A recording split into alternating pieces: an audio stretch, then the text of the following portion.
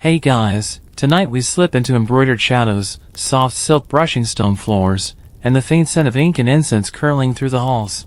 You're in the heart of Ming Dynasty China now, specifically, the Forbidden City, where the walls aren't just painted with dragons and phoenixes, they're padded with secrets. You walk slow, soft-soled shoes muffling your steps, but it doesn't matter. The walls already know you're here. Lanterns flicker. You think you hear a whisper, but it's probably just the wind. Or maybe it's not. Maybe someone's watching, scribbling notes behind a screen, or hiding behind a lacquered panel, eavesdropping with ears sharper than your best excuses. You're in a place where a slightly suspicious haircut can be flagged as evidence of rebellion, and where gossip isn't just cheap, it's government currency. You probably won't survive this job, honestly. And even if you do, it's unlikely anyone will remember your name. Welcome to the main spy ring, where betrayals are whispered, loyalties are rented, and the juiciest information is, who said what, behind whose back, at last night's dumpling banquet. So, before you get comfortable, take a moment to like the video and subscribe, but only if you genuinely enjoy what I do here. Let me know in the comments where you're listening from, and what time it is for you right now. Now, dim the lights, maybe turn on a fan for that soft background hum, and let's ease into tonight's journey together. You trudge through the thick air of Beijing, circa 1370. The city's a mixture of thunderous processionals and quiet corners that always seem to be holding their breath. The Ming Dynasty has just taken power, replacing the Mongol-led Yuan dynasty, and things are tense, like sword point at your neck tense.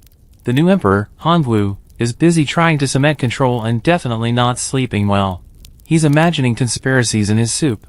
And he's not exactly wrong. See, Han was not just an emperor, he's a former beggar-turned-monk-turned-warlord.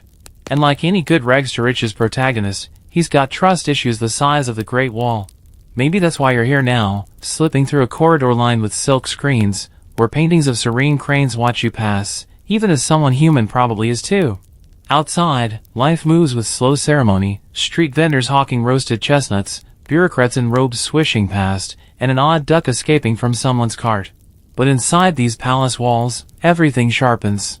The halls are hushed, voices are soft, and every smile is also a threat. This isn't just court life, it's an audition for survival.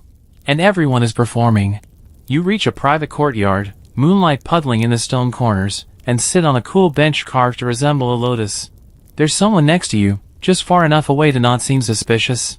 They whisper without turning, the Minister of Rights has taken a second concubine. She wears foreign perfume. The sentence hangs like perfume itself, light, sweet, and suspiciously poisonous. This is the Ming intelligence scene in miniature. Not secret maps or intercepted letters. Perfume. Concubines. Pillow talk. What starts as a whisper here can snowball into exile, execution, or, on good days, just a ruined career. The Emperor, as it turns out, wants a net. A big one. Not to catch fish, but to catch feelings. Emotional tremors. Sighs behind closed doors. The kind of tension you can't write into a law code but can definitely punish once it's overheard. To do this, he creates the Jinui, literally, the embroidered uniform guard, but you'll meet them properly in a bit. First, there's this web of unpaid, unofficial, and often unimpressive informants, servants who don't knock, concubines with amazing hearing, eunuchs who overhear everything but are conveniently ignored by their superiors. Your neighbors might be spies. Your brother-in-law probably is. Honestly, even your dog might be taking notes. One lesser-known tidbit, some of the most valuable intel didn't come from government officials at all, but from actors. Yep! Theater troupes were hotbeds of gossip, and emperors loved watching plays not just for the drama on stage, but for the drama behind it. Historians still argue whether certain imperial spies were officially embedded in these troupes, but it makes sense. Drama people love to talk. Tonight, you sleep in a small room near the kitchens, where the walls are thin, and you can hear 3 different conversations without even sitting up. A cook is ranting about stolen rice. A eunuch is crying because he saw the empress laugh with another official. And someone, somewhere, is humming a folk song that was banned last week. You jot it down. Might be useful. As you drift off, you realize your job isn't to fight wars, or even prevent them. It's to notice when someone skips their usual dumplings. To listen for a sudden change in perfume. To remember who said what at that banquet, especially if they were drunk. Because here, in the velvet shadows of the Forbidden City, information isn't just power, it's theater. And you're about to learn your first line. You wake to the sound of soft footsteps, measured, deliberate, and far too early to be anything but official. The sun hasn't even bothered to stretch across the sky, and already someone's making rounds. You sit up in your tiny bed, straighten your robe, and open the door just in time to see the back of a uniform flutter past. Embroidered cuffs, tight posture, and that awful little notebook tucked into a sash. You've met them before, agents of the Emperor's paranoia. But today, you're about to learn just how deep that paranoia runs. The man behind it all? Emperor Hongwu. He doesn't just mistrust his enemies, he mistrusts reality. And frankly, after what he survived, who can blame him? He rose from being a starving orphan to founding an empire. He watched people smile while slipping knives between each other's ribs. He was betrayed, lied to, nearly assassinated multiple times. At some point, that kind of life rewires your brain. You walk through the main courtyard, nodding at a clerk who once accused someone of treason for sneezing too loudly in front of a portrait. Yeah, that happened. Hongwu's idea of control wasn't just laws and armies, it was omniscience. He didn't just want to punish traitors. He wanted to feel them before they even turned traitor. The solution? A sprawling surveillance system, think Big Brother, but in flowing robes and a bit more calligraphy. This meant creating his own intelligence system that would bypass the traditional bureaucracy entirely. Because if you can't trust your ministers, why not just spy on them instead? Enter the Secretariat for Reporting. Doesn't sound scary, right? Sounds like a newsletter. But no, this was a mechanism to collect every single whisper, whimper, or whine that might reflect badly on the throne. Got a stomachache and mentioned it might be from the Emperor's banquet? That's a note. Walked too fast in the presence of a royal decree? That's suspicious energy. Better keep an eye on you. A fringe fact for your amusement, Emperor Hongwu reportedly banned ministers from using indirect language in their reports. No metaphors. No, the heavens weep when justice sleeps. Just say what you mean. Which made it a little awkward for spies who made their living out of heavy implication. Historians still argue whether this rule was meant to purify bureaucracy or simply to see who was dumb enough to write poetry. You pass through the southern hall now, where an old scroll is being smoothed out by a scribe with butter-stained fingers. The scroll is a record of the Emperor's suggestions, which is court language for commands you really shouldn't ignore unless you like the taste of exile. One entry reads, "Those who discuss court affairs outside the palace shall be executed." Direct, poetic in its own terrifying way. See, Hongwu didn't just create a spy network. He weaponized fear itself. He made a world where people reported each other not just out of loyalty, but out of necessity. If you didn't report that weird joke your neighbor made, someone else might report you for failing to mention it. It's like an eternal group project where nobody wants to get blamed for failure, so everyone is constantly writing each other up for imagined slights. And you thought your last job review was stressful. You stop at a tea house near the outer walls, where even the gossip is nervous. An old man mutters about a missing relative. A woman serving buns lowers her voice when describing her husband's late-night visitors. They don't know if their conversations are safe. Because they're not. Remember, spies are rarely glamorous. Most of them are tired, underpaid, and overly caffeinated. Some can't even read. But they have ears. And in this system, ears were enough. Oh, and here's a delicious detail. One of Hongwu's lesser-known policies involved anonymous reporting boxes. Yep, literal wooden drop boxes placed around court buildings. Anyone could slip in a written complaint, often written with trembling hands or in deliberately bad handwriting. Some were real. Some were made up. And some were so absurd that they read like comedy sketches. Minister of Revenue laughed too loudly at imperial joke was one such complaint.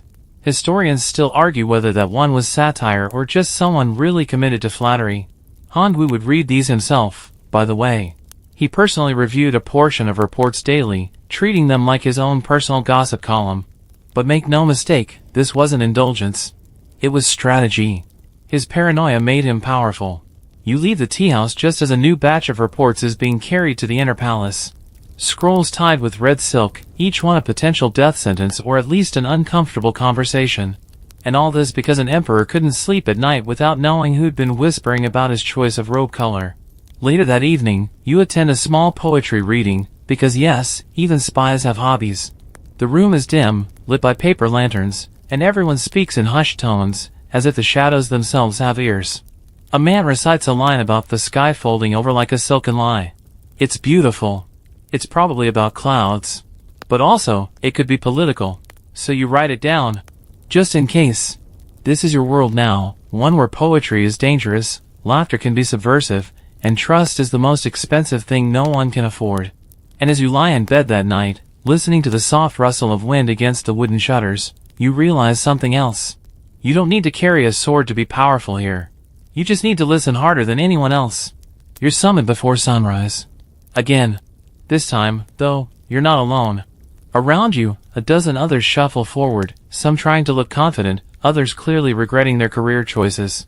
You're all herded into a courtyard lined with stone lions and blooming chrysanthemums, which would be relaxing if it weren't for the embroidery shining on the uniforms of the men standing at the front. There they are, the Jinui, the embroidered uniform guard. They're sharp, polished, and terrifyingly coordinated. Their robes gleam in shades of indigo and gold, their belts heavy with scroll tubes and hidden blades. If the regular spies are the ears of the emperor, these guys are the clenched fists. You try not to make eye contact. One of them turns and locks eyes with you anyway, and it feels like being spotted by a panther mid-prowl. His expression doesn't change. He just knows everything. You're here to witness a briefing, not participate. This is strictly stand at the back and pretend to blend into a wall stuff. The Jinui are in charge now. They were founded by Emperor Hanwu himself, which is saying something, because this is a man who barely trusted himself, let alone organized intelligence groups. Still, when the need arose to have an elite unit capable of, well, anything, investigation, intimidation, torture, even executions, the Jinui were born. A bit military, a bit theater, and 100% bad news if they showed up at your door. Today, the head agent is reviewing a scroll while sipping tea that you're 99% sure was steeped in fear and regret. He reads aloud. Grand Secretary Zhang has met with Minister Wu thrice this week without prior record. One report claims laughter was overheard. He pauses. A few agents chuckle under their breath. That's the thing, here, laughter is suspicious. Especially if it happens unrecorded. It means people are relaxed, maybe even conspiring. Because who laughs in Ming Dynasty court unless they're plotting something or covering something up? The Jinui were terrifying not just because of what they could do, but because of what they often didn't. They'd just appear. No shouting. No declaration. Just knock, detain, vanish. Your neighbor goes out for rice wine and never returns. A fun little side note, historians still argue whether the embroidered patterns on their uniforms had hidden meanings. Some say a particular swirl indicated rank, others believe it was a form of early code. A few suggest it was just fashion. But if you ask the palace tailors, they'll tell you those golden threads were heavy. Symbolic of the weight these men carried, or inflicted. One quirky thing, while the Jinui were authorized to execute without trial, most of their job was decidedly unsexy. They collected reports on everything. Who over-ordered ink? Who added too much ginger to a soup? Who looked moody during a moon viewing? Honestly, it's half MI6, half middle school hallway monitor. You're handed a scroll to deliver, one of the day's less threatening assignments, probably. It's sealed with crimson wax, which means important but not urgent. As you walk it across the inner palace, you skim the text. It's weirdly petty. Lady Chen of the Third Court was observed adjusting her robe in a manner unbecoming of her station. That's it. That's the offense. Somewhere in the bureaucracy, someone will now open a file labeled Chen, robe adjustments, and a committee may eventually decide whether her fidgeting suggests rebellion, vanity, or chronic wardrobe anxiety. You drop off the scroll and detour past the archives. This place is a rabbit warren of secrets, tall shelves, careful handwriting, and the sharp scent of ink and moldy silk. You pass a file clerk muttering to himself as he arranges reports by tone. Not by date or topic, no. By how sassy the language seemed. That's a real thing here. The Jinui's greatest power wasn't brute force. It was the ability to record, exaggerate, or quietly destroy. If they liked you, evidence vanished. If they didn't, you suddenly had 6 witnesses describing your unfortunate opinion about the emperor's beard. One lesser-known case involved an official who allegedly muttered, "Well, long nose," after seeing a portrait. Within days, that was twisted into a rumor that he was mocking the emperor's ancestors, implying foreign bloodlines, and possibly encouraging Western influence.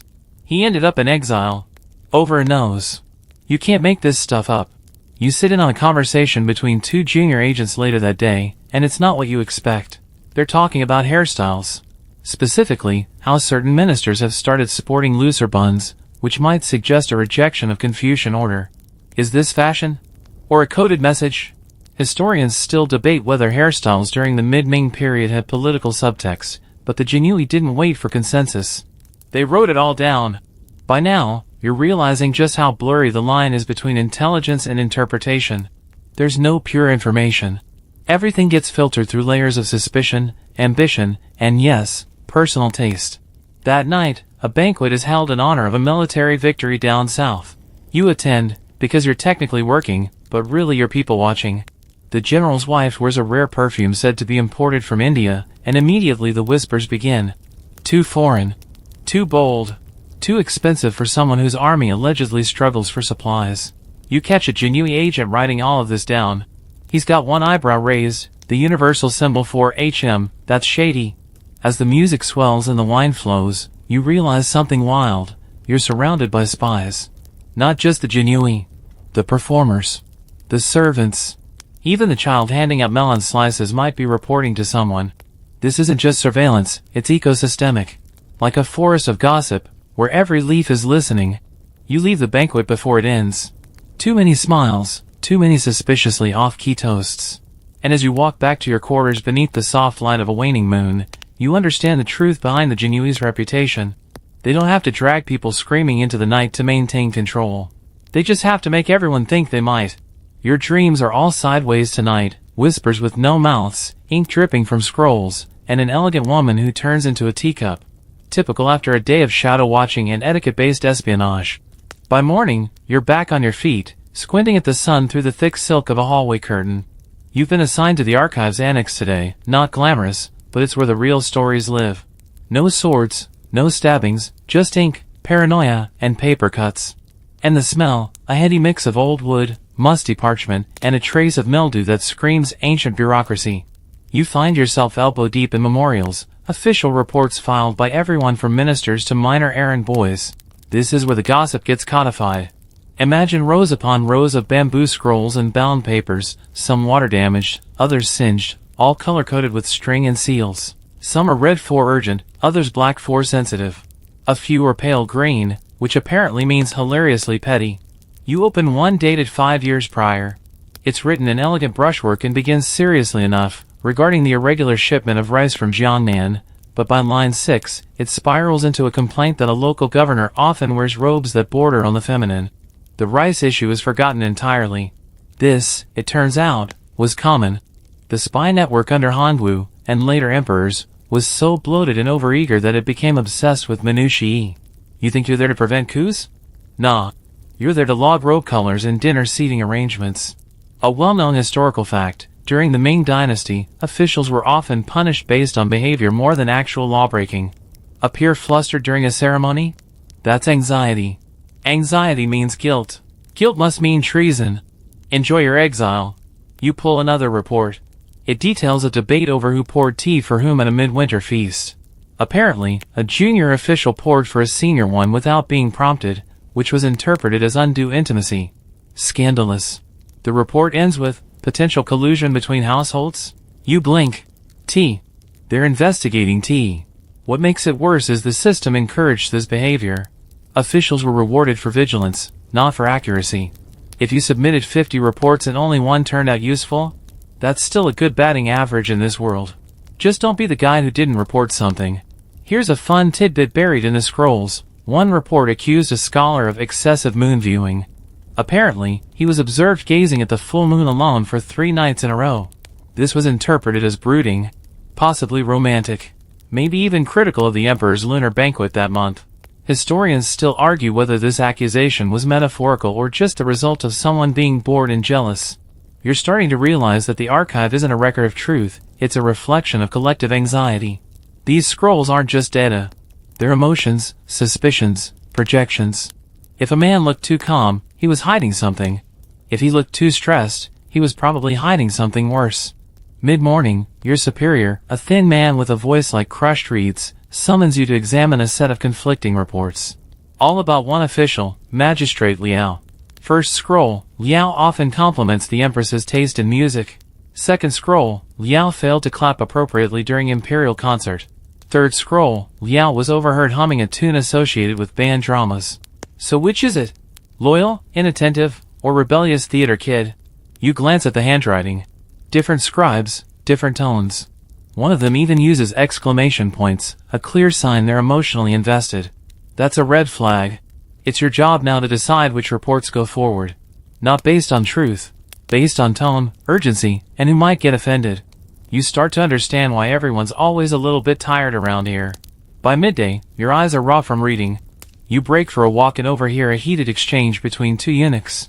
Something about who borrowed whose peacock feather fan. You don't think much of it, until one of them storms off and shouts, "This will be remembered." Oh. Sure enough, that evening you find a fresh memorial accusing the other eunuch of inappropriate displays of personal luxury. The fan has become evidence of vanity and moral decay. You file it under mid-level nonsense, but mark it with a yellow ribbon just in case. Here's the weird part, this system worked. At least for a while. Honolulu's government did stay tightly controlled. Rebellions were rare, at least internally. People were too busy watching each other to plan anything serious. Trust was a luxury no one could afford. You sit that night in your quarters, your fingers stained with ink and your neck stiff from bowing over scrolls. You think about a case you read earlier, a merchant arrested because he changed his signature style between tax seasons. A tiny flick of the brush was interpreted as a rejection of state authority. It's laughable. It's terrifying. It's bureaucracy on a paranoid bender. And it's addictive. You start remembering things more sharply, who smiled too long, who hesitated when answering questions, who rearranged their chopsticks mid-meal. You can't help it. You're becoming part of the system. One last scroll before bed. It's unsigned. Short. Sloppy handwriting. Just one sentence. The lanterns near the east gate are dimmer than usual. Could be a sign. You close it slowly, roll it up, and place it in the file labeled, "Maybe something." Probably not. And with that, the day ends, not with a sword fight or a secret meeting, but with flickering lamplight and an overwhelming sense that somewhere, someone just got in trouble for sighing too deeply near an official portrait. You're standing in a hallway made entirely of whispers. Well, not literally, but it sure feels that way. Every step you take is padded by silence that hums with tension. Servants glide past like ghosts. A concubine slips behind a curtain, eyes darting toward the shadows. Everyone's pretending they're not listening. Which, of course, means they're absolutely listening. Welcome to the real core of the spy ring, not the elite genui or the sweaty archivists with ink on their sleeves, but the everyday people who work behind palace walls. The cooks, the laundry girls, the eunuchs, the flute players. All of them quietly feeding information up the vine. Not out of patriotism. Not usually. Most of the time, it's just basic survival. You reach a back corridor behind the third consort's quarters. It smells like jasmine, rice steam, and just a hint of desperation. There's a girl crouched by the door, pretending to sweep. She doesn't look up as you approach but mutters under her breath, "The Empress frowned at breakfast." You blink. Was the kanji bad? She shrugs, could be. Or maybe she's planning to replace someone. Then she flicks her broom once, signal complete, and disappears around the corner. This is how it works. It's not just one spy network. It's hundreds of tiny, overlapping webs. And in this one, you're quickly learning that gossip is more than entertainment, it's leverage. Take Lady Xin, a mid-ranking concubine with a sharp tongue and flawless eyebrows. She has no official power, but her maid, Ping, has ears like a bat and absolutely zero loyalty to anyone. Ping's strategy? Collect tidbits from other servants, package them as observations, and pass them up the chain in exchange for favors, a nicer bedroll, a few coins, or a night off duty. 1 juicy fact per week keeps her safe. 2 gets her a little respect.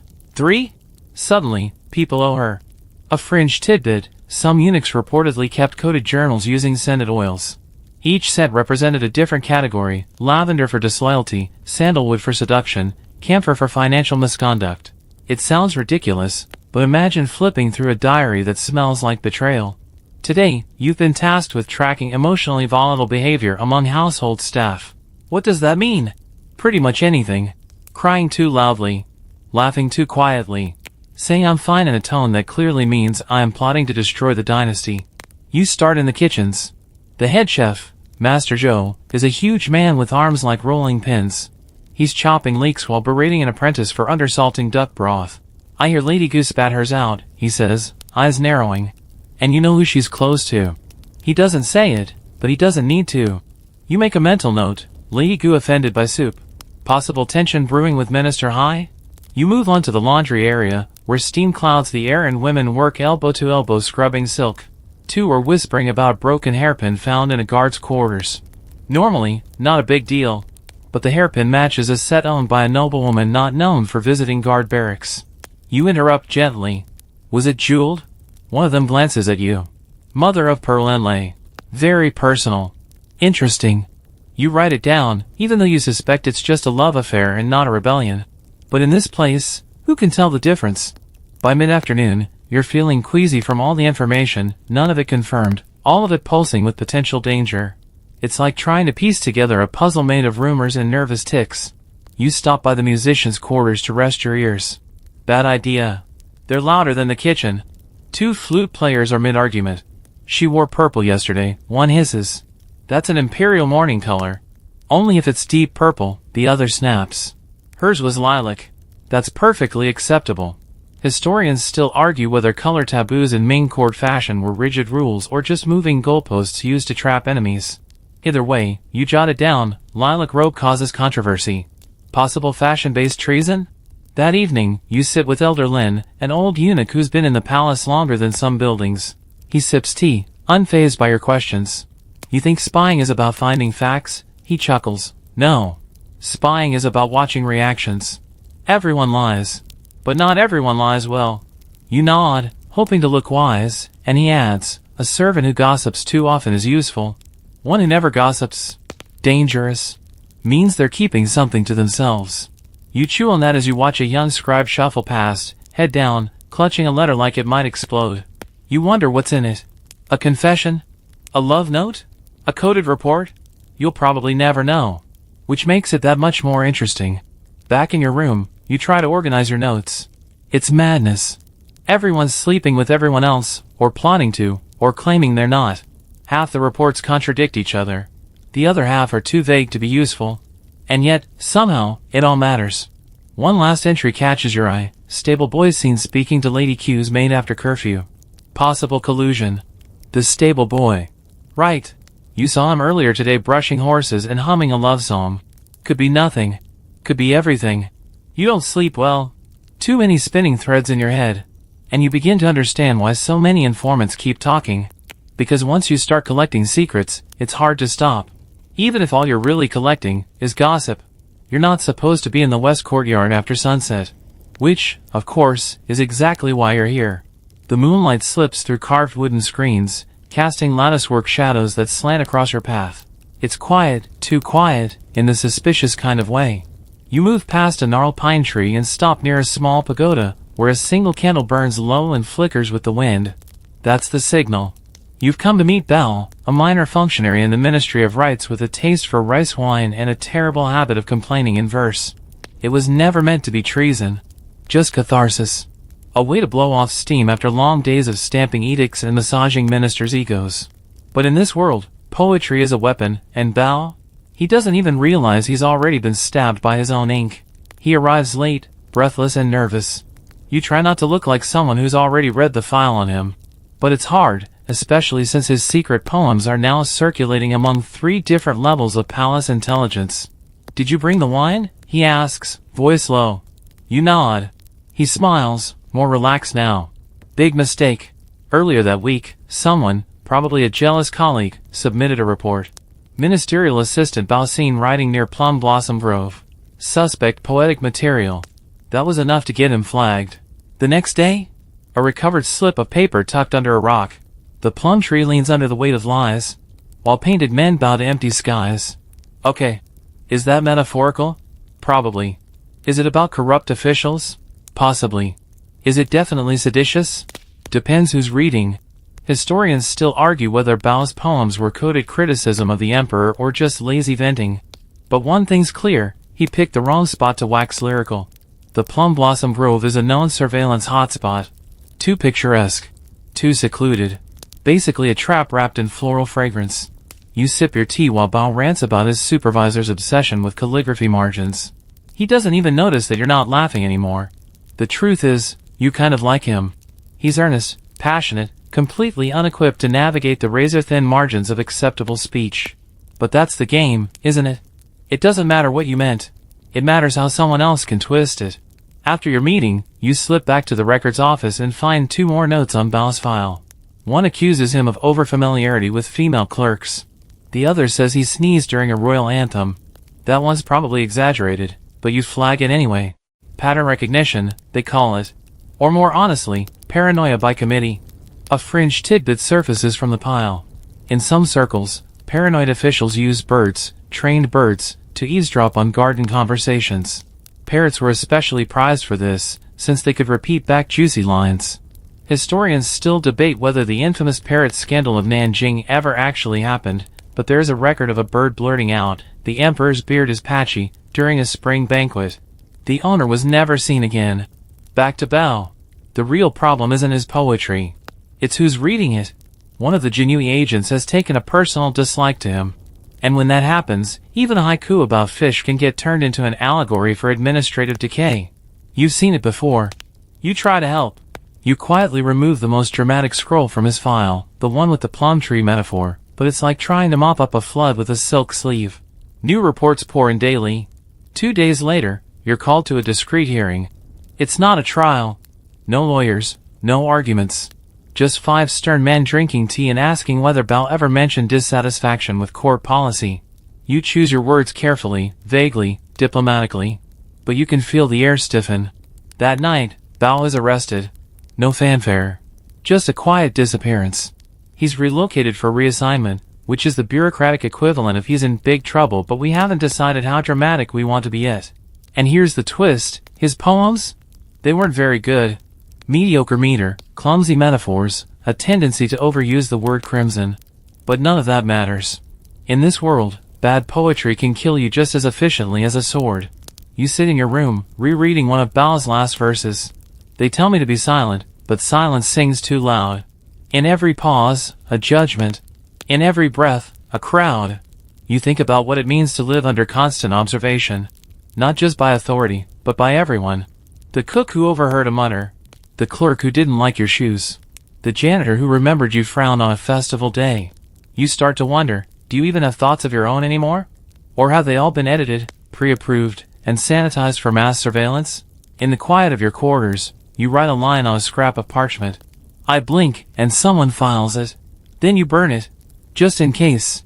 You don't even flinch anymore when someone slides a note under your door at 3 a.m. You just wake up, eyes already half-rolled, grab the parchment, and read it by the flicker of your oil lamp. Another urgent whisper. Another accusation. Another teacup of tension poured into the churning ocean of court politics. This one reads, Official Deng has taken to pacing late at night. Heard muttering about snakes and brocade. His servant appears nervous.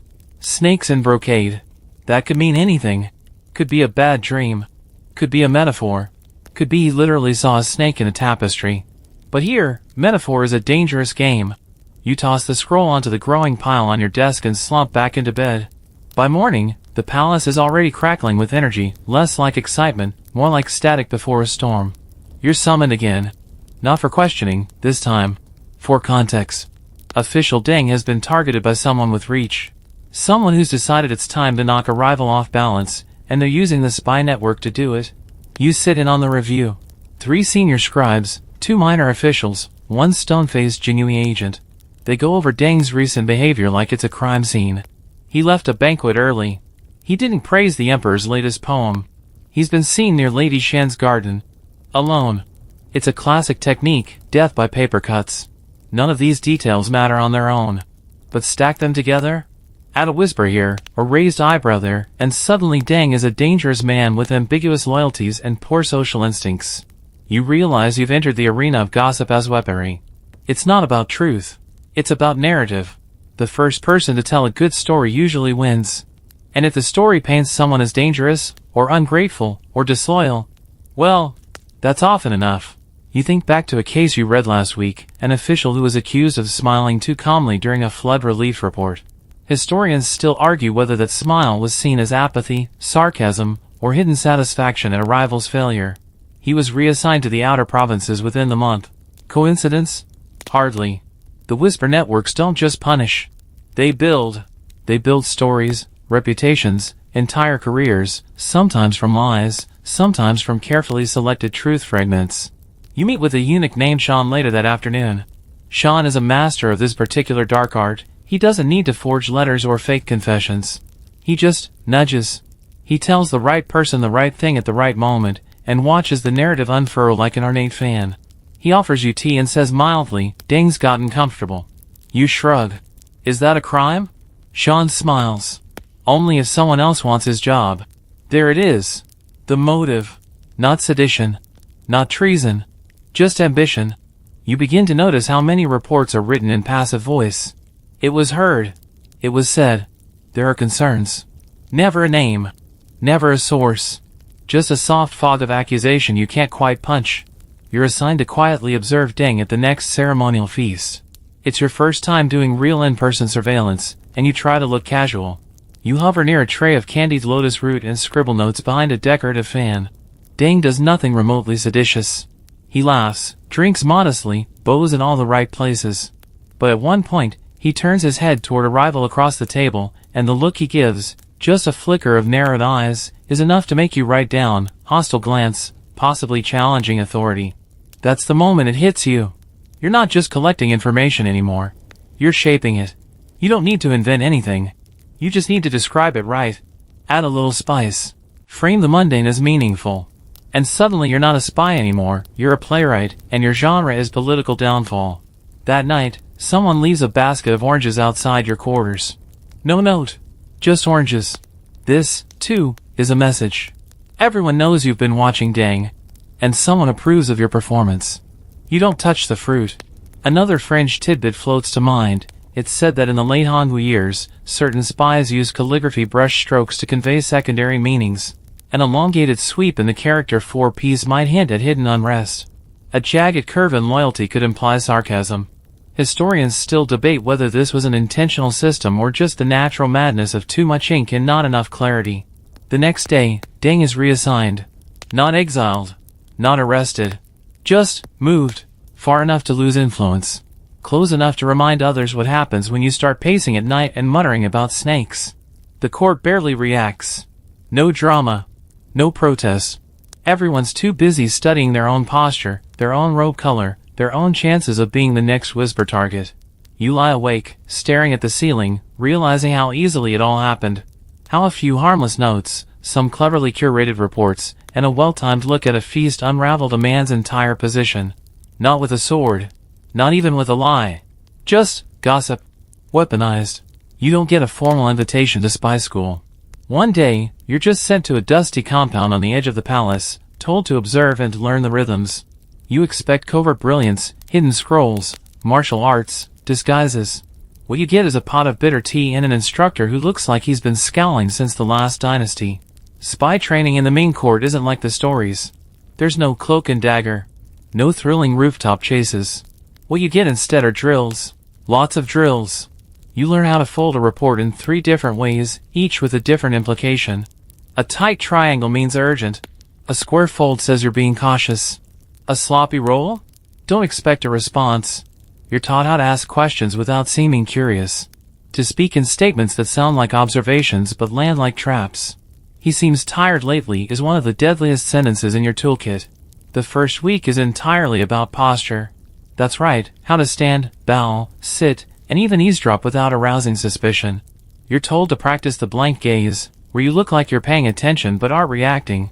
A good spy, your instructor says, is like a polished floor, silent, reflective, and easily overlooked. You get your hands on your first toolkit, not a weapons case, but a lacquered box containing ink, sealing wax, scented oil for disguises, and a fan with a removable panel for hiding messages. The fan is your favorite. Stylish and sneaky. One exercise involves following a target around the palace grounds without being noticed. You trail behind a court scribe who has no idea he's your subject, noting every deviation in his route. When he trips over a loose brick, you write, "Possible sign of distraction." Could indicate mental unrest or hidden preoccupation. Your instructor nods approvingly. He doesn't care if it's true. He just wants to see if you'll notice something and spin it. You're also taught how to identify codes in the way people dress. A gold-threaded hem might signal favor. A deliberately messy sash? Protest. A double-layered robe in warm weather? Either they're sick or hiding bruises. These aren't facts, they're starting points. Everything in spy school is a theory waiting to be weaponized. One fringe practice you're warned about involves message dumplings. Yes, dumplings. Some informants in the kitchen staff have allegedly developed a system where ingredients convey meaning: extra ginger for urgency, lotus seed paste for matters of the heart, vinegar for bitterness or revenge. It sounds absurd until your instructor pulls out a dried dumpling from a lockbox and says, "This one almost caused a border skirmish." Historians still debate whether this dumpling was real intelligence or just really bad seasoning. You sit through lectures from senior eunuchs who've seen everything: affairs, bribes, attempted poisonings, even a concubine who faked fainting spells to sneak love notes between baths. One lesson they hammer home: everyone lies, but most people do it badly. Your job isn't to punish lying, it's to catch it before it turns dangerous. You learn that lies fall into 3 categories: harmless, useful, and fatal. Harmless ones are often romantic or petty. Useful ones are politically revealing. Fatal ones are what get people promoted, or disappeared. You're tested with role-play exercises. A mock trial. A fabricated love affair. You're told to figure out what's real. Half the time, there is no truth. Just fear, ambition, and carefully sculpted silence. And somehow, that's enough. One day, you're told to stage a betrayal, not a real one, just a scenario where 2 characters whisper something suspicious in a garden. Your mission is to report it. You do, exaggerating slightly. The next day, you're called in and praised. Not because you told the truth. Because you wrote it well. Here's the uncomfortable truth they don't teach openly, but everyone knows: the more compelling your report, the more power you have. Facts help, sure.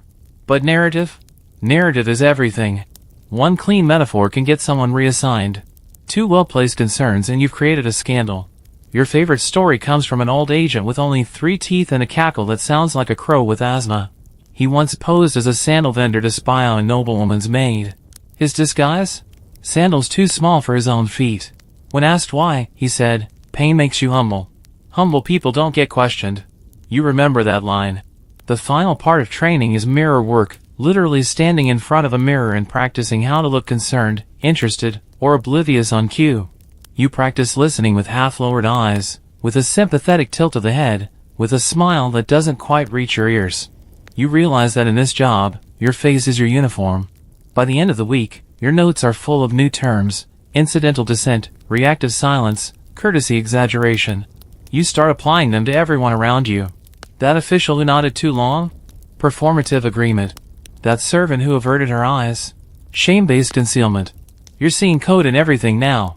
It's exhausting, honestly, but addictive. On your final day, your instructor hands you a blank scroll and says, "Write something no one would suspect is dangerous." You think. Then you write, "The koi pond is unusually still this morning." He reads it, grins faintly, and says, "Perfect. Now someone will lose sleep wondering what it means." You're back in the palace proper now, fresh from spy school and feeling confident, dangerous, paranoid, all of the above.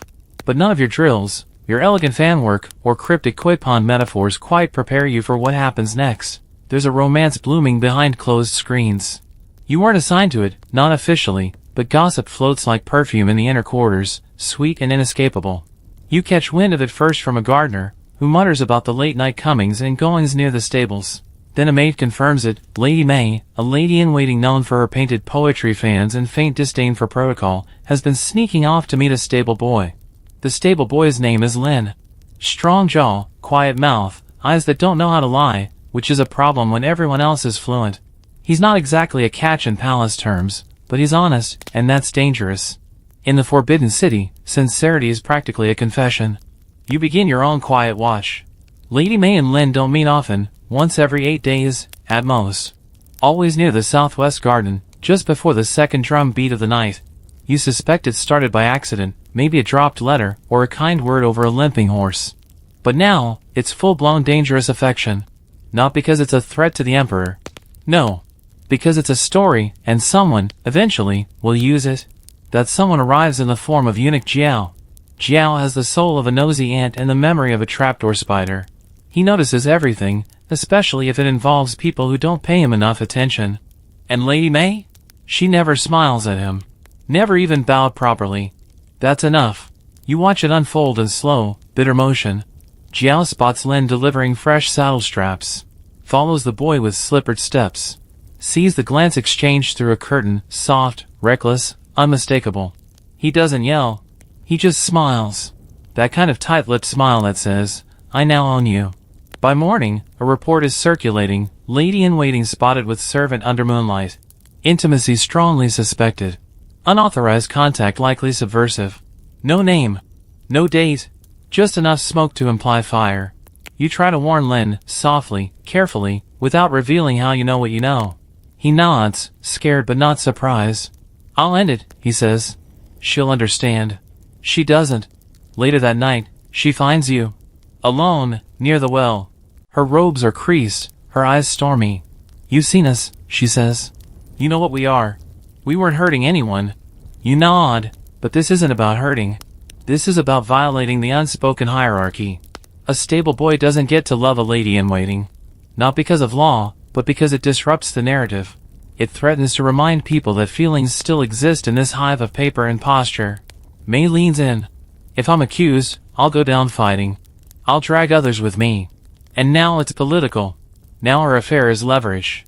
This is what gossip becomes when it's weaponized. It doesn't even need to be true. It just has to be inconvenient. And May? She's inconvenient with flair.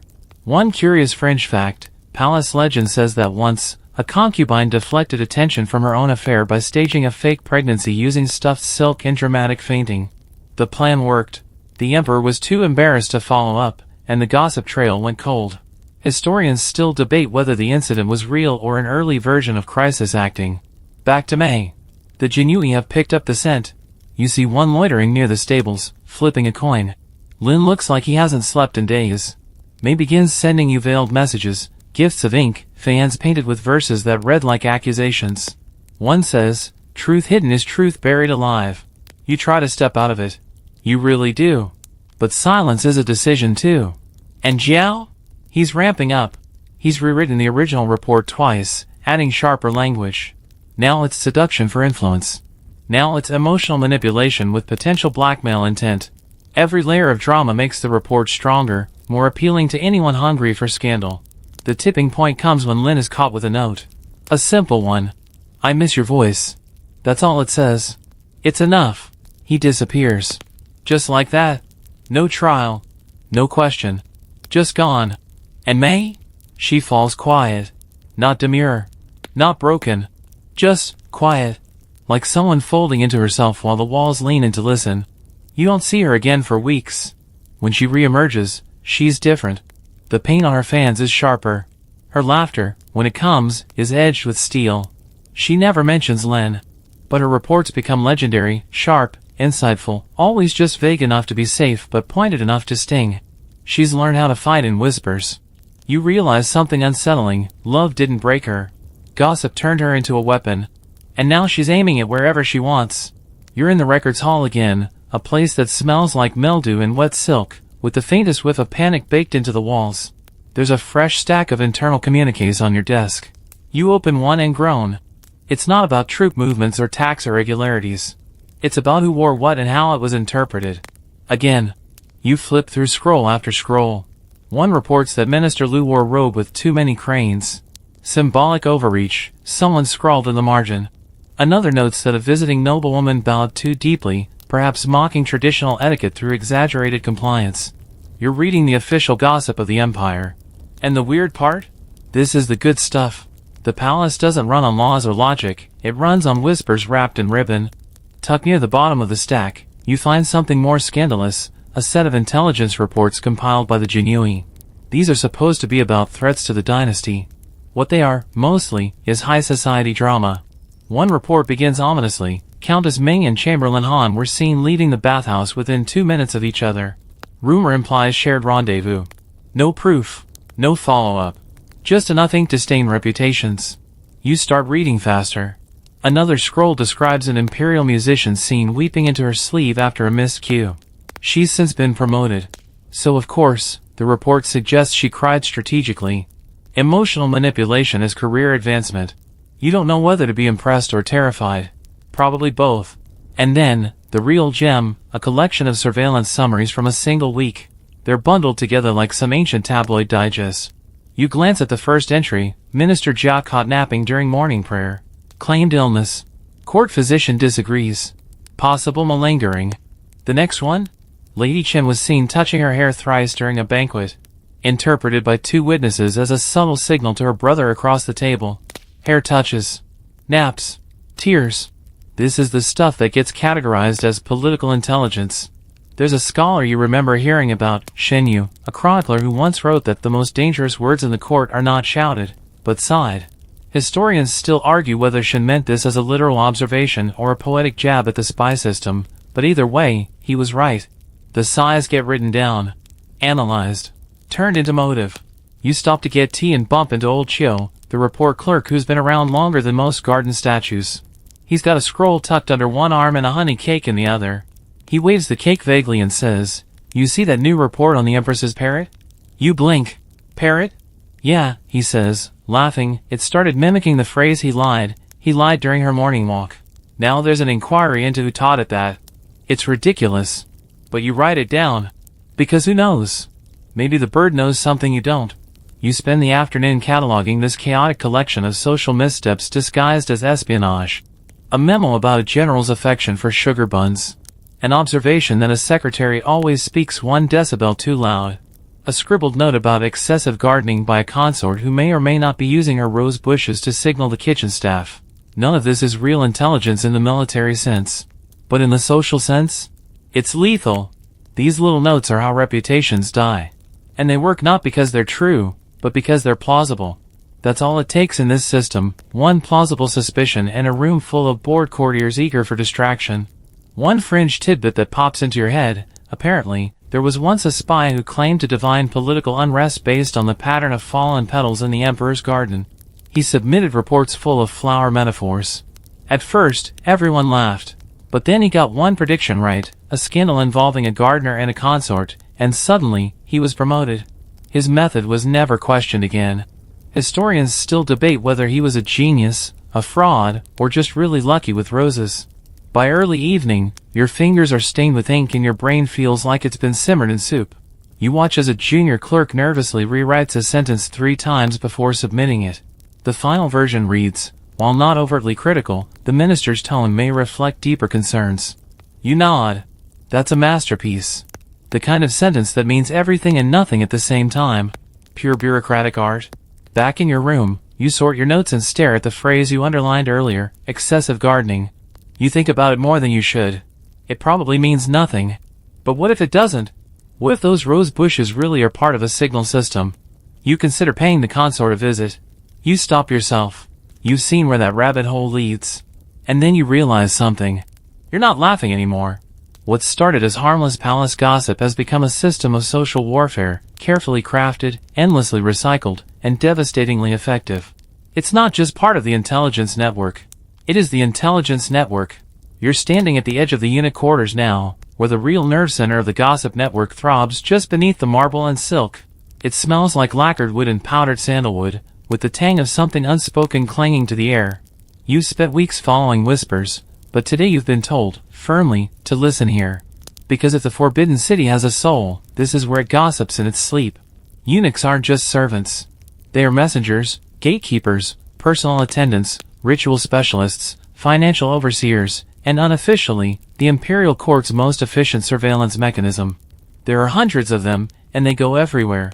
You've seen it. They glide between rooms like wind through reeds, silent and constant. They hear everything, and they remember. You're met by Eunuch 1, an older man with silver-threaded cuffs and a smirk that never quite fades. He leads you through a long, low corridor filled with scrolls and silence. It's not what's written down that matters most, he says. It's what's between the lines. You're led to a round table already surrounded by 5 other eunuchs, each with a small stack of notes, a fan, and that same unreadable calm. This isn't a briefing. It's a performance. One explains it like a game. Each person presents a piece of information from their assigned district of the palace. Everyone else votes, useful, exaggerated, or delicious nonsense. No one wants to be wrong. And even less wants to be obvious. The first eunuch, Jia, opens with, "Lady and requested her tea be served warmer than usual." 3rd time this week. Mild murmurs. One fan flicks open. Could be illness, someone offers. Another fan taps once. Or she's stalling for time during morning court, someone may be coaching her. You jot it down. Not because you believe it, but because they do. Next, another says, Eunuch both failed to show up for his chess appointment with Grand Clerkshire. This earns a few raised eyebrows. Missing appointments is risky, disrespectful, even, or revealing. When leans in, did he give an excuse? Claimed fever, the eunuch says, but was later seen strolling the lotus path. The table hums. Someone whispers, he's not afraid of Sure anymore. Something's shifted. And just like that, a missing chess game becomes potential evidence of a political realignment. You're stunned. Not at the information, but at the alchemy. How quickly these men spin straw into scandal, boredom into betrayal. This is the true power of the eunuch network, not their access, but their interpretation. They don't just report facts. They build meaning. A quirky fact you uncovered earlier resurfaces. There was once a eunuch named Li Wei who became famous for predicting demotions based on the quality of breakfast pastries. Sweet buns with sesame, he wrote, signal confidence. Plain porridge? Trouble is brewing. Ridiculous. Until he got it right. 3 times. Historians still argue whether Li had real sources or was just uncannily good at reading pastry politics. Back at the table, the room shifts as the tone darkens. One places a slim scroll in front of everyone. Poem found beneath Empress's writing desk, he says, with theatrical gravity. Unattributed. Possibly planted. You read it. A flower wilts where eyes pretend to shine. A throne upheld by whispers, not design. The room falls completely silent. One eunuch mutters, is it recent? One shrugs. Ink's fresh. Could be yesterday. Could be bait. Someone else says, planted by whom? To trap whom? No answers. Just fans slowly opening. A few notes being scribbled. You don't ask questions.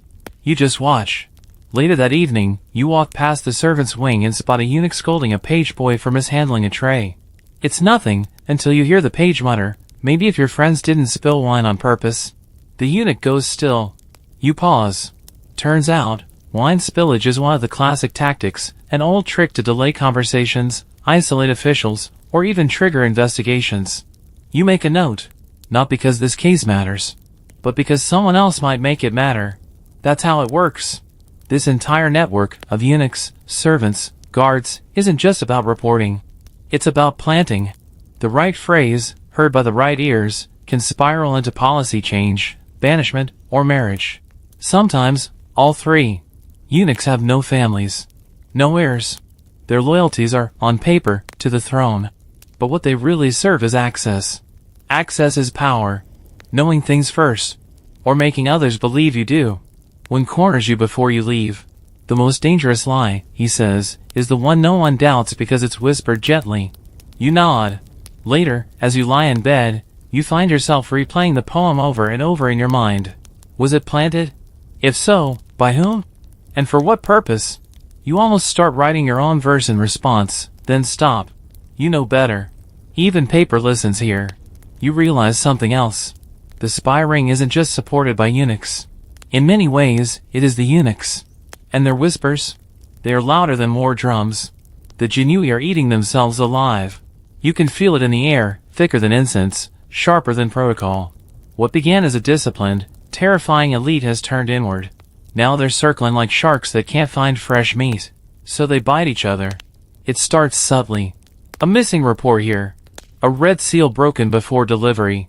Someone left off the greeting line in a dispatch. An insult, maybe, or just forgetfulness, but it gets logged. Then one officer questions another's loyalty over a simple misfiled scroll. Next, a junior investigator disappears after making an incorrect inference about an official's ceremonial posture. You start seeing faces vanish from morning briefings. No ceremony. No goodbye. Just empty spots where people used to sit. At first, you assume it's just turnover. Normal court churn. But then you get called in to review 2 overlapping reports about the same event, a minor fire in the spy's storage room. The reports don't just disagree. They clash. One says the fire was accidental. The other claims it was arson, intended as a distraction for a theft that never actually happened. Both reports are from trusted agents. Both are marked verified. You bring this up to your superior. He laughs hollowly and says, "Ah. Versioning warfare. Classic." Apparently, this happens more than you knew. Genii agents trying to discredit each other by submitting contradictory intelligence, knowing the Emperor will see both and wonder who's lying. Or worse, believe neither. In this game, doubt is currency. And right now, the entire unit is printing money. A known historical fact, by the late Ming period, the Jinyui's credibility had begun to erode. Too many cases of over-reporting. Too many secret agendas. Too many men who thought they were smarter than the system. Eventually, the emperor stopped trusting even the spies he trusted to spy on his other spies. Back in the courtyard, you spot a group of agents arguing over whether Minister Yu actually changed the route of his ceremonial procession or just misread the map. You expect a quick exchange, but it spirals. One pulls out his notebook. Another threatens to report him for insubordination. Within an hour, both men are detained for protocol violations. You shake your head. You just watched two loyal men destroy each other over walking directions. There's also an uptick in reports that feel desperate, like a Jinyui agent is trying too hard to find something. You read one that says, Lady Rome was observed exhaling forcefully after hearing a flute solo. Impatience? Another reads, the steward's cat has been seen pacing more frequently, possibly responding to household stress. You don't know whether to laugh or file an animal behavioral incident. Maybe both. Here's a fringe tidbit. In one odd period, a small subset of agents started submitting their reports in poetic form. They claimed it allowed for nuanced interpretation. The emperor banned it after realizing half the verses could be read 3 different ways. Historians still argue whether this was a power move or just an excuse to silence flowery complaints. You begin noticing patterns in the chaos. Agents are forming little cliques, subgroups within the Jinyui who trust only each other.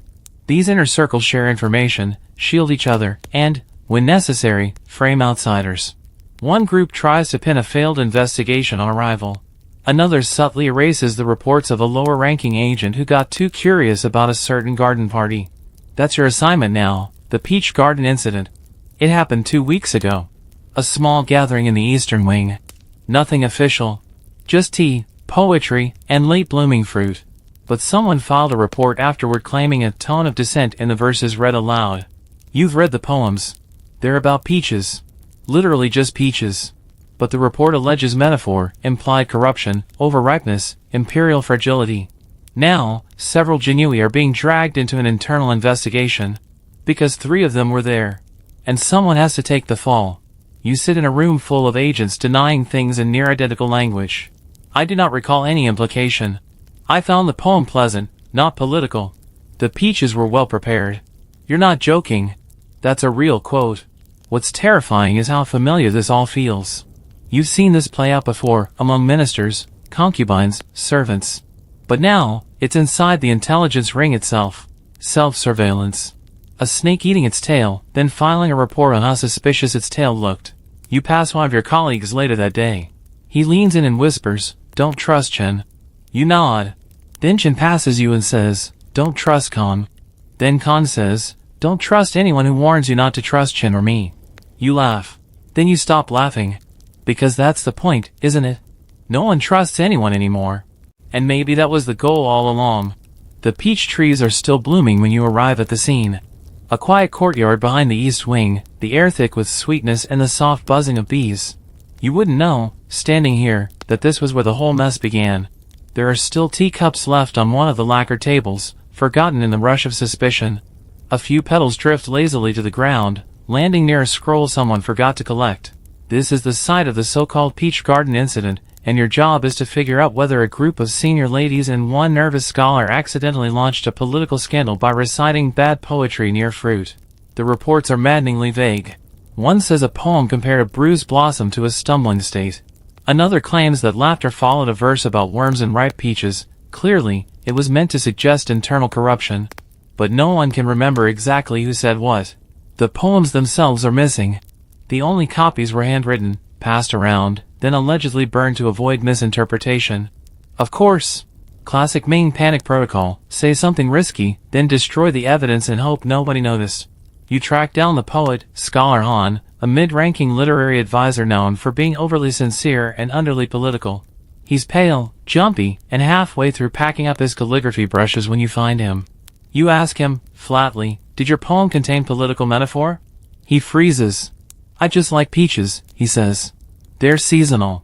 Which is exactly what a guilty man would say, but also exactly what an innocent man might say, and there lies the problem. Here's a real historical fact. During certain periods of the Ming Dynasty, Poetry was more dangerous than pamphlets. You could circulate a metaphor faster than a written law, and it didn't need a printing press, just someone willing to whisper it. Historians still debate whether the Ming state deliberately encouraged metaphor paranoia as a form of crowd control, but the effect was the same: say it's slant, and say it's soft, or risk exile. You talk to one of the attendees, Lady Sue, who recalls that the tea was slightly bitter, the seating arrangement oddly informal, and that someone remarked on the weather using a tone she found unsettling. That's the whole statement. That's enough to build a file. You talk to another guest, Lady Ping, who says the wind picked up mid-recitation, which made her think heaven disapproved. You're not sure if she's joking or just really committed to reading signs. You return to the courtyard later that evening and inspect the trees. The branches are low and thick, the fruit nearly ready to fall. You imagine a gathering under these boughs, delicate fans, veiled comments, the occasional suppressed giggle. It must have been lovely. And now it's radioactive. Then, you find something. Tucked under a bench leg, barely visible, a scrap of paper. It's soaked from last night's rain, but you can make out the ink bleeding across the fiber. Just a few words, even the sweetest flesh rots from within. Oh, that's not great. You dry it. You don't report it. Not yet. The next morning, the Jinui have taken over the garden. They're measuring footprints, interviewing staff, comparing handwriting samples. One agent files a report that includes a full diagram of who sat where, with possible lines of influence sketched in red ink like a battlefield map. The scholar's seat is circled twice. Lady Sue's is marked with a question, encourager? You're summoned to interpret the situation. Is this sedition? A senior scribe asks, tapping the scroll with a clawed fingernail. Or just seasonal fruit commentary? You pause. Too long. Because what you say here doesn't just affect the poet. It affects everyone at that gathering. And maybe you. After all, you found the scrap. You could frame it one way or the other. It's your narrative now. You say, slowly, the metaphor is unconfirmed. But the social atmosphere suggests potential dissatisfaction. That's enough. Not too much. Just enough to keep the file open. One curious fringe note. There's a forgotten case of a court musician who once played the same note 3 times during an imperial performance. Each note was interpreted as a different criticism, excessive repetition, a tonal stab, and finally, an imitation of the emperor's speech pattern. He was reassigned to a distant province to play for fish. Historians still argue if the notes were intentional or if he just had a cold. You're now on watch. Everyone involved in the Peach Garden incident is, technically, under quiet surveillance. You assign one junior aide to follow the tea steward and another to listen in on Lady Sue's afternoon naps. Even silence can be suspicious. Especially now. The scrolls keep arriving. Theories pile up. One says the word ripening in the poem was a code. Another claims the seating order reflected secret allegiances based on cushion color. You suggest everyone needs a break. You're ignored. Then comes the twist. Lady Ping's maid confesses, tearfully, that she wrote the metaphor and slipped it into the poet's papers as a prank. She thought it was clever. Had no idea it would explode into an inquisition. You want to believe her. But you know better. You file your own summary. Incident reflects growing susceptibility to poetic influence within court circles. Recommend cooling period and reduction in outdoor cultural events. You think it'll end there. It doesn't. Someone else, later that week, finds another scrap. This one says, under the peach tree, shadows bloom fastest. You don't even pretend to laugh. The emperor is furious about a dream. You hear it secondhand, through a chain of whispers so long it might as well be a myth already, but it checks out. One of the palace stewards, who attended the emperor's sleep chamber last night, says the ruler woke up around the 3rd watch of the night and demanded his advisors be summoned immediately. Not for a battle. Not for a border crisis. But because he dreamt someone insulted his hat. You laugh, briefly. Then you remember what dynasty you're in, and stop. The hat in question is ceremonial, high black silk, golden thread, 2 delicate wings curved like the horizon. Imperial headwear isn't just fashion, it's symbolism, authority, lineage, and cosmic legitimacy all stitched together. You mock the hat, you mock the mandate of heaven. The emperor's dream featured a faceless voice whispering, his crown is a cage, and that, apparently, was enough to detain 6 people by breakfast. You're assigned to help investigate. The dream has been declared a celestial warning, and now it's your job to find who might have provoked it. You start with the tailors. Someone must have said something. Maybe an offhand joke while measuring the wingspan. One admits that a new assistant asked if the silk for the crown was too shiny. That's now a note in an official report. Next, you question a pair of ministers who were present at the last ceremonial banquet. One of them sneezed near the imperial throne and didn't immediately bow. The other wore a jade clasp that slightly clashed with the emperor's robe color. Both are now considered emotionally adjacent to the dream's message. One scroll you review later that day includes a chart mapping possible subconscious influencers. A palace doctor. A stable groom. A child who cried while passing a royal statue. The theory is that one or more of these people somehow infected the emperor's dreams through atmospheric disloyalty. The logic is loose, but in the Forbidden City, suspicion doesn't need a backbone, just legs. You ask the steward, privately, what else the emperor said. He hesitates, then admits the emperor also muttered something about dust in the corners of the throne room. The next day, 2 senior cleaning staff are dismissed. One had missed a spot behind the lacquer screen. The other once referred to the imperial canopy as a bit musty. Historical fact, the Ming court often responded to dreams as if they were divine directives. Officials were expected to submit dream journals. If an emperor dreamt of fire, all incense burners were checked. If he dreamt of falling, military drills increased. Dreams weren't symbols, they were mandates. Your colleague Chen remarks, it's not about the hat. It's never about the hat. It's about who looks most uncomfortable when the hat is mentioned. He's not wrong. You review the latest set of internal dispatches. There's one from a scribe who noticed that Minister Zhao smiled faintly when the emperor described the dream during morning audience. Smile possibly interpreted as hidden amusement. Possible prior knowledge of dream content? The absurdity doesn't slow you down anymore. You write your own note. Zhao's previous associations include a painter once reprimanded for depicting birds in flight away from the palace. It's thin, but everything is. One fringe anecdote surfaces in your memory. During the Wanli Emperor's reign, a concubine was allegedly punished because the emperor dreamed she had antlers. The logic was that antlers symbolized transformation, which in turn suggested rebellion. Historians still argue whether the antlers were symbolic, or if someone simply slipped deer musk into the incense burner. By now, the atmosphere is razor thin. People walk more slowly. Speech is shorter. Laughter has vanished. Everyone is afraid of triggering another celestial message. A servant girl accidentally drops a bronze bowl during tea service. It lands with a clang shaped suspiciously like a gong. 3 people look up. One writes it down. The emperor issues a quiet decree. All reflections within palace mirrors are to be studied for irregularities. You're not even sure what that means, but you help assemble a team to check them. Several mirrors are reported as uncertain. You pause, watching one of the advisors stand silently by the emperor's hat display. He doesn't touch it, just gazes. Then he bows and walks away. You wonder what he was thinking. You wonder if it'll show up in the next dream. By nightfall, the investigation's momentum has slowed. No clear culprit. No solid accusation. But the fear has done its job. Everyone's cautious. Deferential. A little sleep-deprived. The emperor's dream has become the court's reality. In your own quarters, you find yourself staring at your reflection. Just for a moment. You wonder if your face looks loyal enough. You smooth your expression, just in case. And before you sleep, you close the shutters tightly. You don't want the moon hearing anything you might dream. You find yourself wading through an endless sea of paperwork, files piled high like miniature mountains threatening to bury you in bureaucratic absurdity. The palace archives have turned into a labyrinth of petty complaints and mundane reports masquerading as high-level intelligence. Somewhere buried in these scrolls is the pulse of the empire, but mostly, you're sifting through complaints about missing ducks, improper robe colors, and a shocking number of reports about who ate whose last steamed bun. It's exhausting and strangely mesmerizing. One report catches your eye, an official reprimanded for speaking too loudly during a court session. The complaint reads like a Shakespearean tragedy in miniature. His voice pierced the delicate balance of decorum, unsettling the emperor's repose. You chuckle, imagining the poor man's vocal cords being tried for treason. Historians still debate whether such incidents were genuinely considered serious offenses or if they served as a convenient way to sideline troublesome officials. As you dig deeper, the absurdity grows. There's a file documenting a scandal involving a missing robe button, rumored to have been stolen to signal dissent between 2 factions. Another details an argument over who should have been served first tea during a minor festival, escalating to a memorandum warning of potential factional unrest in the ceremonial kitchen.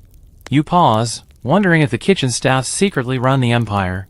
You come across a peculiar case involving an official whose signature changed subtly between tax reports. This tiny alteration was interpreted as a symbolic rejection of the emperor's authority. The man was swiftly reassigned to a distant province, a fate often considered a quiet exile. You realize the tiniest details could be weaponized to end careers. The palace archives also contain personal notes scribbled by anxious clerks. One such note reads, "Minister Li was observed frowning excessively during the emperor's speech, possible dissatisfaction." Another states, "Lady Wan's laughter sounded forced at the festival banquet, potential sign of concealed discontent." You begin to see how perception outweighed fact, and the line between genuine suspicion and paranoia blurred almost beyond recognition. You overhear a conversation between two clerks debating the meaning behind a consort's choice to wear lilac instead of the prescribed imperial red during an official ceremony. One insists it was a subtle protest, the other suggests it was simply a fashion choice. Historians still argue whether color symbolism was rigidly enforced or flexibly interpreted to serve political ends. As the sun sets, you sift through a report involving the emperor's parrot, which allegedly began repeating a phrase deemed inappropriate during a morning walk. The report sparked an inquiry into the bird's owner, illustrating how even animals became embroiled in palace intrigue. You smirk at the image of a parrot unintentionally causing chaos. The more you read, the clearer it becomes. The Ming court's intelligence system wasn't just about gathering facts, it was about weaving narratives. Petty grievances transformed into political indictments. Simple observations morphed into conspiracies. Everyone was both watcher and watched, participant and pawn.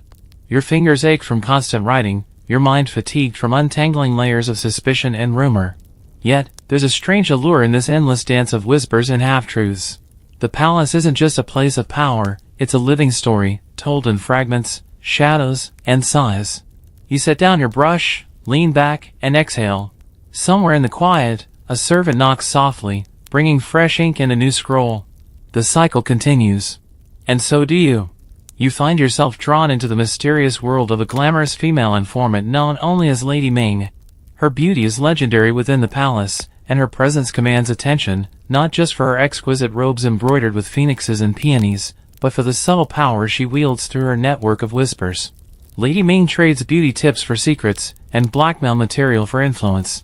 The inner chambers of the Empress's quarters are her hunting ground, where every delicate smile or fleeting glance is another thread in her web. You first notice her at a court gathering, where her laughter rings clear but her eyes scan the room with calculated precision. She's an enigma wrapped in silks, her fans painted with intricate designs that sometimes hold coded messages, a flick of a painted butterfly, the curve of a peony petal.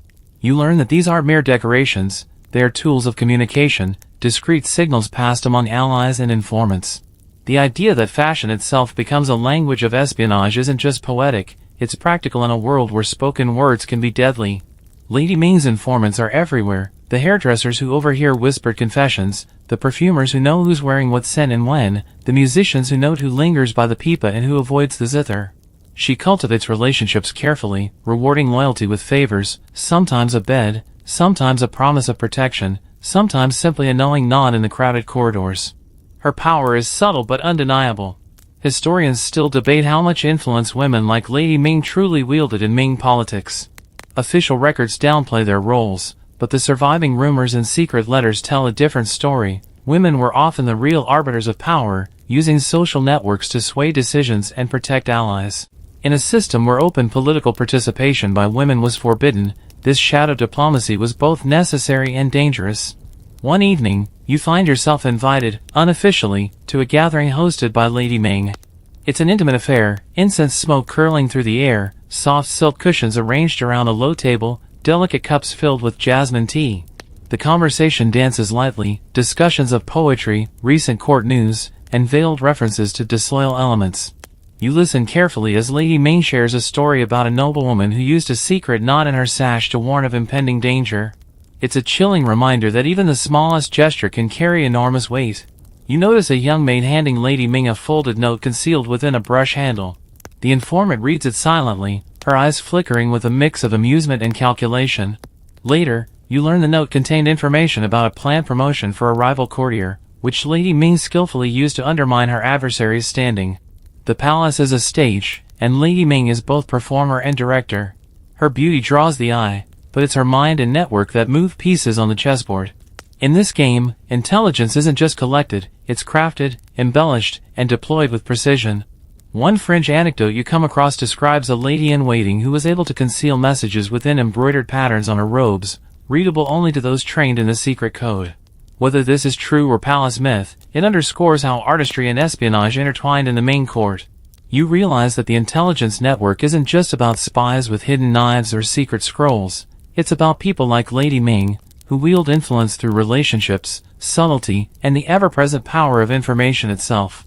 As you leave the gathering, you think about the contrast between the sharp-edged politics of the palace and the softness of silk and scent that mask it all. You understand now that in the Ming Dynasty, power often came wrapped in beauty, and sometimes, a whisper was the deadliest weapon of all. You begin to notice a peculiar pattern emerging within the spy ring, a secret so obvious it's almost comical. It's the secret everyone knows but pretends to forget, a powerful general at the edge of the empire who's been sick for months. His illness isn't a secret, it's the whispered topic of every corridor, every banquet, and every scroll that passes under your hand. Yet officially, no one acknowledges it. The general's prolonged absence is glossed over with vague reports of treatment and recovery plans. Meanwhile, rival factions circulate rumors of his possible death, retreat, or even betrayal. You follow the story carefully. The general, General Shen, was once a favorite of the emperor, known for his fierce loyalty and strategic brilliance. His illness is said to have started after a campaign in the south, but many suspect political machinations more than disease. You learn that a complex network of spies, eunuchs, and officials exchange coded messages about his condition, each with a vested interest in his fate. The whispers suggest everything from poisoning to psychological breakdown, but no one can confirm anything. Historians still debate whether General Shen's illness was genuine or a convenient excuse for sidelining a potentially troublesome figure. Some argue that his sickness was a political maneuver orchestrated by rivals eager to seize his command, while others believe he genuinely fell ill but was trapped in court intrigue that prevented his recovery. The truth is buried in layers of secrecy and half-truths. You gather fragments of information, a letter intercepted mentioning the dragon sleeps, a coded phrase for Shen's absence, a eunuch's diary entry noting the general's sudden withdrawal from public life, a report hinting at factional strife within the military leadership. Each piece adds to a mosaic of uncertainty, a narrative woven from silence as much as words. One night, you overhear a conversation between two palace guards discussing a secret meeting in the shadow of the northern watchtower. They mention a plan to replace General Shen with a more manageable commander. The words are carefully chosen, but the implication is clear. Power is shifting in the shadows, and the general's fate is a pawn in a larger game. The spy network itself becomes a tool in this drama. Reports about the general's health are manipulated, some exaggerated, others suppressed, to influence perceptions. Allies of the general leak optimistic updates, rivals circulate pessimistic rumors. The emperor is caught between conflicting intelligence, uncertain whom to trust. In this environment, truth becomes slippery. You realize that information isn't just gathered, it's crafted, shaped by those who tell it. The general's illness is less a medical fact and more a political story, told and retold in ways that serve different agendas. You write a note. The secret of General Shen's condition is public knowledge, but its meaning remains contested. Historians still argue whether the illness was genuine or political theater. You file it carefully, aware that the line between reality and rumor is so blurred it might as well be invisible. This case embodies the core of the Ming spy ring's paradox. The most valuable intelligence is often the gossip everyone knows but no one admits. It's the open secret that shapes decisions, alliances, and fates, all while hiding in plain sight. As you ponder this, you understand the complexity of your role. You're not just a collector of secrets, you're a witness to the subtle dance where truth, lies, and silence collide.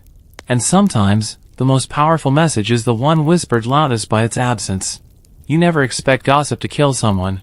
Yet here you are, tracing the thread of a rumor that ended in a man's execution, a sobering reminder that in the Ming court, words could be as lethal as blades. The case revolves around official Wei, a mid-level bureaucrat with a reputation for mild eccentricity and a penchant for late-night strolls in the imperial gardens. His downfall began not with overt treason, but with a dream someone claimed to have had about him plotting rebellion.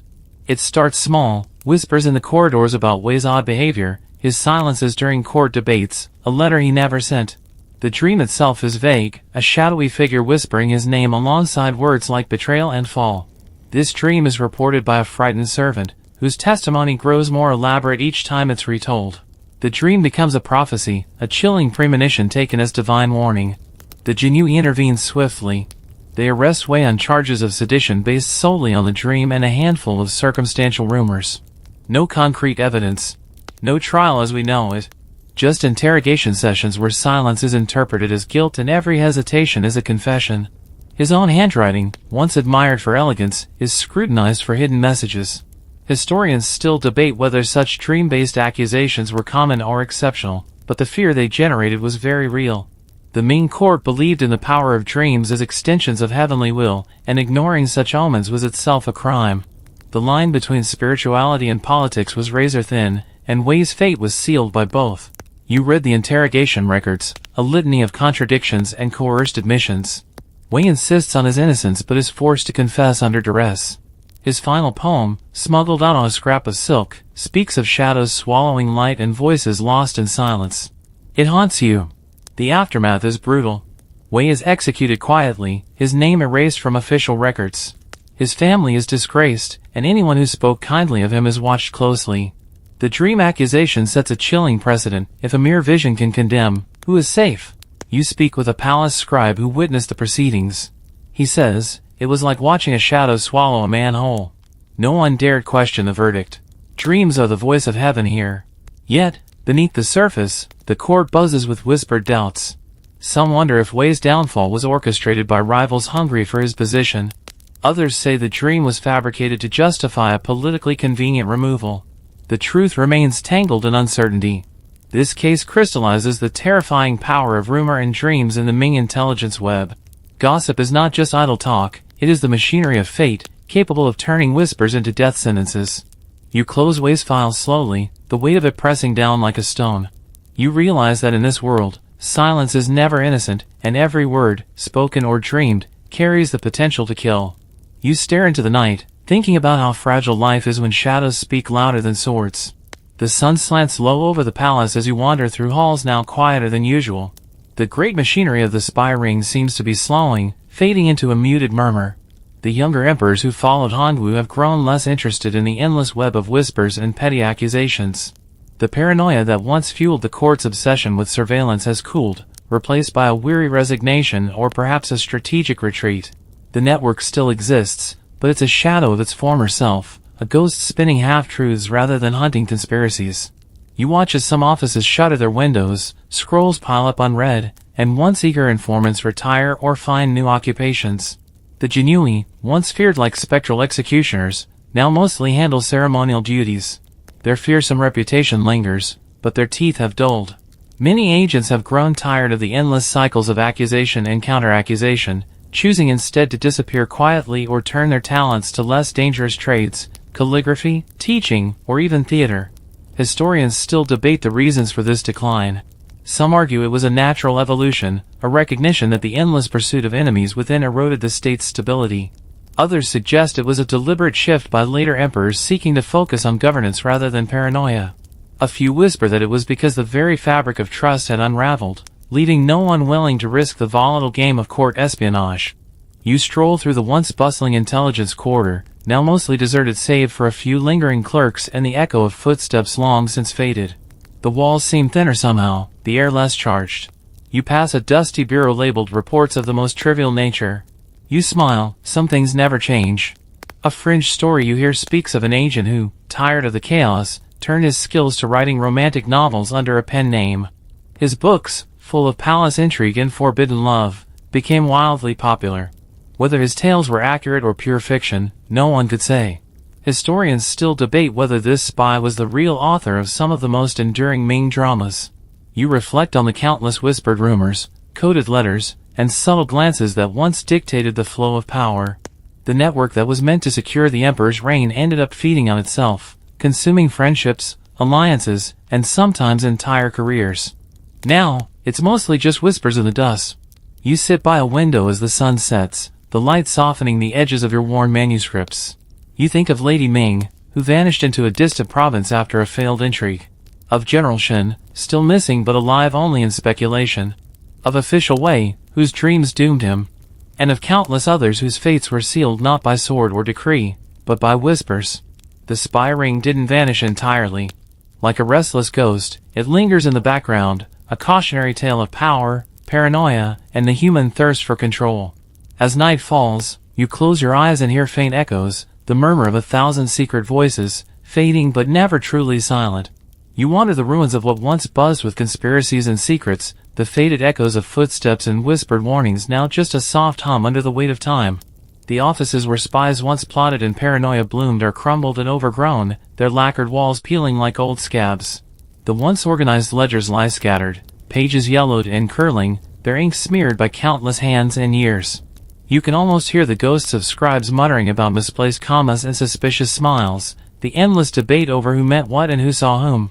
It's a mausoleum of muted ambition and silenced voices. The empire has moved on. The courts that once thrived on gossip and intrigue have quieted, replaced by a new generation that seeks different battles, less tangled in shadows. The spy ring that delivered more rumors than revelations now survives as legend, an enigmatic chapter in a dynasty's sprawling saga. But in these ruins, in the dust motes floating through shattered windows, you sense the lasting residue of those whispered games. You pause to examine a broken fan, its painted surface cracked but still vivid, dragons entwined in a dance of fire and water, symbolizing the eternal struggle of power and control. Fans like these once carried messages in their folds, words hidden beneath beauty, instruments of manipulation cloaked in elegance. You hold it lightly, remembering Lady Ming's deft hands and the dangerous grace of her network. Even here, long after the court has silenced, her legacy lingers in the delicate brushstrokes. Nearby, a fallen scroll bears the faded words of a poem, a fragment about whispers carried on the wind, and shadows that stretch too far. The words seem to pulse with the memory of 1,000 secrets told and untold, a testament to the fragile balance between truth and rumor. You fold the scroll carefully, feeling the weight of history pressing in, the stories both seen and unseen. You think back to the countless lives touched by the spy ring's reach, the ministers whose careers unraveled over misplaced words, the eunuchs who wielded gossip like swords, the lovers torn apart by suspicion, and the dreamers whose visions became verdicts. Their stories intertwine, forming a tapestry woven with threads of fear, ambition, loyalty, and betrayal. It is a story not just of espionage, but of human nature itself, how power thrives in silence and how voices, even faint ones, can change destinies. You breathe in the still air, tasting the past. You realize that while the spy ring may have faded, its echoes remain, embedded in the walls, whispered in the wind, and carried in the hearts of those who remember. History forgets the names of many, but it never forgets the shadows they cast. And so you stand among the ruins, listening to the quiet murmur of secrets once told, feeling the delicate weight of a world held together by whispers. You've journeyed through a world where gossip was both weapon and shield, where silence was louder than words, and where the most powerful spies were often those who simply listened. Thank you for walking this shadowed path with me. Now, as you settle in for the night, let the quiet fade gently around you. The secrets rest, the whispers soften, and the stories we've shared here dissolve into calm. Sleep well, knowing that even in darkness, the light of understanding lingers. Sweet dreams.